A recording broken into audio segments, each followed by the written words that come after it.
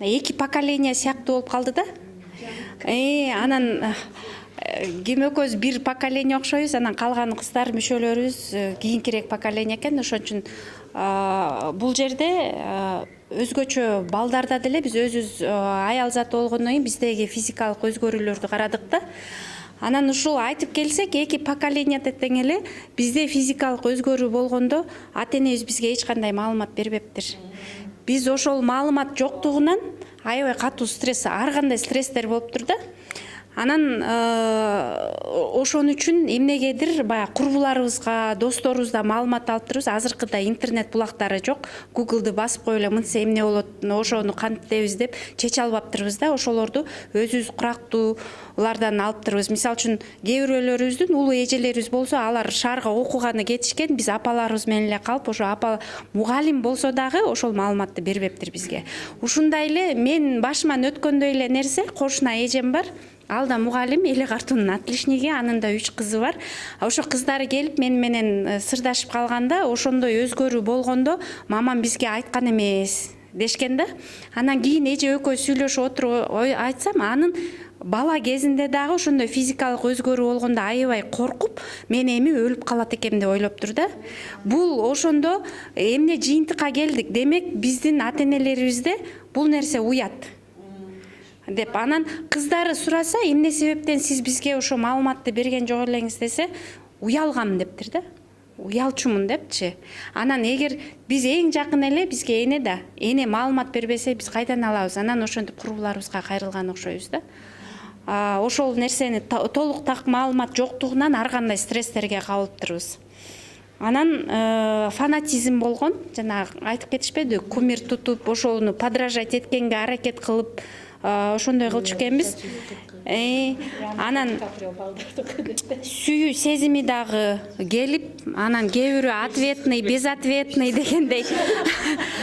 Анан эгер жакын курбуңа айтып койсоң, ал сезимиңди бүт айылга жайып, анан стресс болуп тиги бала билип калып, анан ошол деле стрессте мен сезимимди билип калды, эми бүт айыл билет дегендейчи.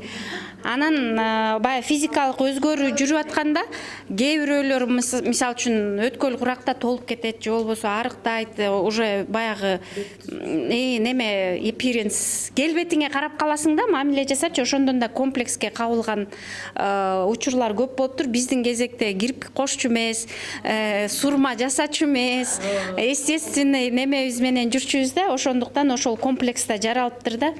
Ал дагы стресстерге алып келчү экен. Анан биз ойлоп атабыз, ошо биздин поколение менен ата энебиздин поколениясында баягы советтик доор болуп, анан ортодо чоң эле барьер болуптур. Ошол барьерден ата энебиз чыга албай, биз ал барьерге кире албай атып, анан ошо стресстерге кабылыптырбыз деп ойлоп аттык да.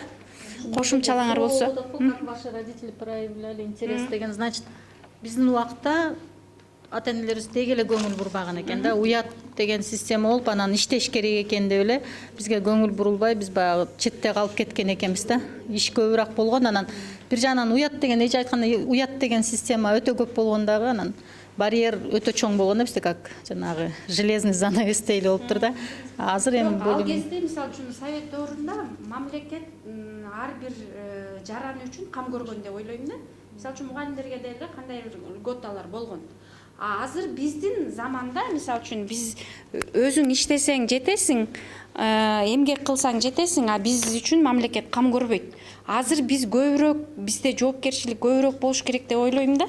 Ошого жараша биз дагы бай ата энелерибиздин катасын кайталабайлы деп аракет кылып, мисалы үчүн мондай, менин 2 кызым бар, ошо улуу кызымда физикалык өзгөрүү болуп баштаганда, мен 1 жыл мурун эле кызым менен бөлүшкөм да, маалыматты берипчи. Мен маалымат бергенден кийин анан мектептерде баягы кыздарды өзүнчө бөлүп алып, маалымат берип, ошентип баштаганда, анан ошондо кызым келип айткан эсимде, мама, баягы сиз айткандарды бүгүн мектептен талкууладык депчи.